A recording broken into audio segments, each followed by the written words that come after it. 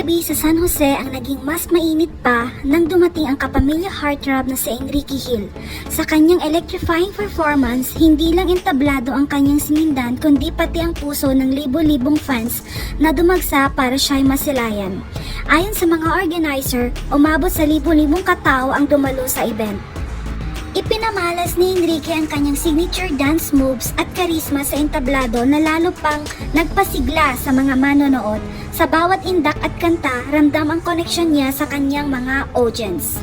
Isang gabi ng musika, sayawan at walang kapantay na kasayahan ang hatid ni Enrique Hill sa San Jose.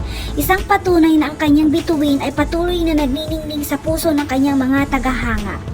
Pagdating pa lang ni Enrique Hill sa venue sa San Jose kahapon, agad siyang pinagkaguluhan ng mga fans. Sigawan, tawanan at walang tigil na picture taking ang sumalubong sa aktor. Kahit mahigpit ang seguridad, hindi napigilan ng mga tagahanga ang kilig at kasabikan na makita siya ng malapitan. Narito ang mga ilang video at kitang-kita kung gaano siya pinagkakaguluhan ng mga fans.